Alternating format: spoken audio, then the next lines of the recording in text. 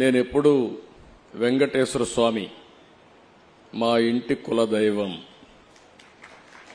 మా ఇంట్లో నుంచి నేరుగా చూస్తే మంగాపురం సైడు గోపురం అక్కడంతా కూడా 3 నామాలు కనబడుస్తూనే ఉంటాయి. ఇంట్లో నుంచి పైనెక్కి చూస్తే తిరుమలలో ఉండే 3 నామాలు ఇంటి దగ్గర నుంచి చూసే అవకాశం వస్తుంది.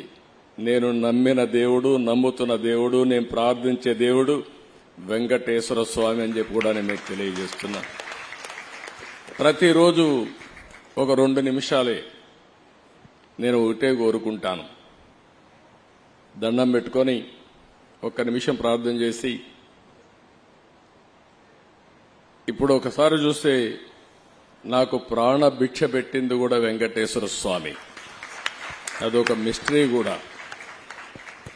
2003లో నా మీద 23 క్లేమోర్ మైన్స్ ని బ్లాస్ట్ చేస్తే సాక్షాత్తు వెంకటేశ్వర స్వామి నాకు ప్రాణభిక్ష పెట్టాడు. ఏదో చెయ్యాలని ఆ రోజు నన్ను కాపాడాడు.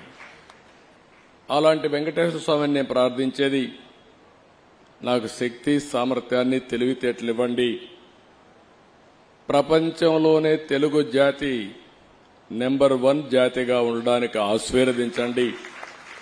ప్రపంచంలోని ఇండియన్స్ అందరూ కూడా గ్లోబల్ సర్వీసెస్ అంటే ప్రపంచంలో ఉండే ప్రజలకు సేవలు అందించే అవకాశాన్ని కల్పించండి.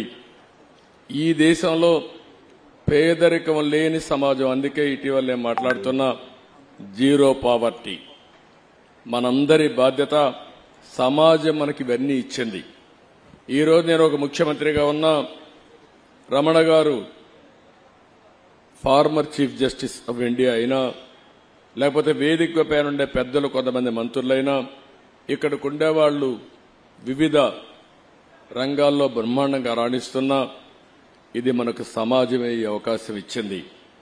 అలాంటి సమాజంలో పేదరికాన్ని, అందుకే నేను ఒక స్లోగన్ తీసుకున్నా, zero poverty nation, zero poverty state, zero poverty village.